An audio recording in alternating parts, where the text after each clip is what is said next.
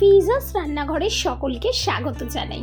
আজকে আরও একটা নতুন রেসিপি নিয়ে আপনাদের সামনে হাজির হয়েছি। আজকে দেখাবো গন্ধরাজ রুই। রুই মাছটা কিভাবে আমি এই গন্ধরাজ রুই করে তুলেছি সেটাই আজকে আপনাদের সঙ্গে শেয়ার করছি। তো আমি এখানে রুই মাছ নিয়েছি 6 পিসের মতো। আর এইবারে প্রথমে দিয়ে দিলাম লবণ, তারপর দিলাম হাফ টিস্পুন আদা বাটা, আর এখন দিয়ে দিচ্ছি হাফ টিস্পুনের মতো কাঁচা লঙ্কা বাটা, আর উপর থেকে একটু গুঁড়ো হলুদ ছড়িয়ে দিয়েছি, আর দিয়ে দিলাম সর্ষের তেল। এইবারে সমস্ত মাছের গায়ে এই মশলাগুলোকে সুন্দরভাবে লাগিয়ে নিতে হবে।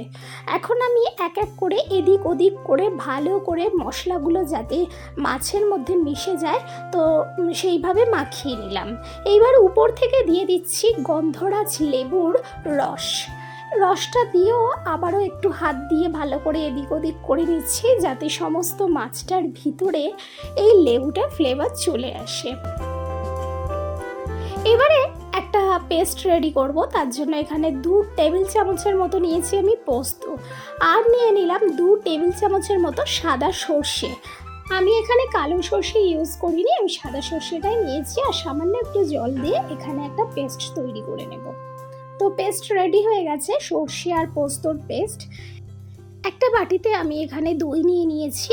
আমি এখানে 2 টেবিল স্পুনের মতো দই নিয়েছি, আর দিয়ে দিলাম 1 টিস্পুন আদা বাটা, 1 টিস্পুন কাঁচা লঙ্কা বাটা, আর এখন দিয়ে দিচ্ছি হাফ টিস্পুন জিরে গুঁড়ো, দিয়ে দিলাম হাফ টিস্পুন ধনে গুঁড়ো, আর এখানে সামান্য একটু চিলি ফ্লেক্স দিয়েছি, আর স্বাদ মতো লবণ দিয়েছি।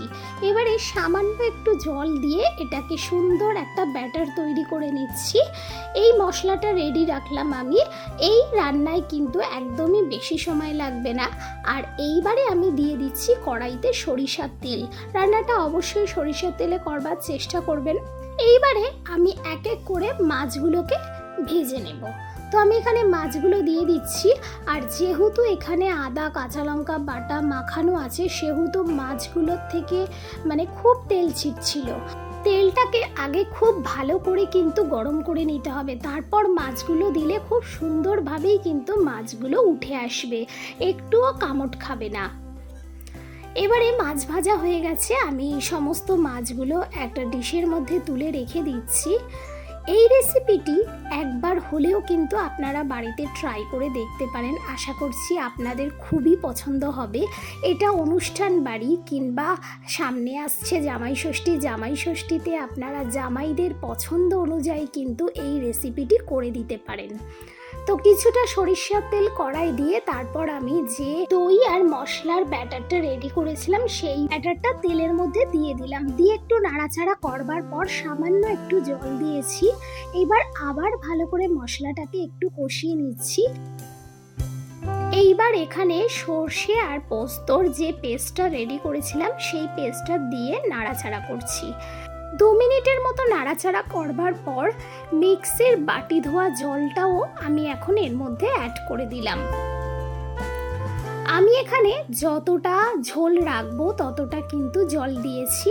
এইবারে সামান্য একটু চিনি দিয়ে একটু নাড়াচাড়া করে দিলাম। সমস্ত মশলাগুলোকে আমি মোটামুটি 10 থেকে 12 মিনিটের মতো ভালো করে কষিয়ে তারপর জল দিয়ে ফুটিয়ে নিয়েছিলাম। এখন আমি এখানে মাছগুলোকে অ্যাড করে দিলাম। মাছগুলোকে অ্যাড করে দিয়ে একটু নাড়াচাড়া করে দিচ্ছি যাতে সমস্ত মাছগুলো গ্রেভির মধ্যে ডুবে যায়। এইবারে ঢাকা দিয়ে আমি মিনিট 10 মতো ফোটাতে দিলাম।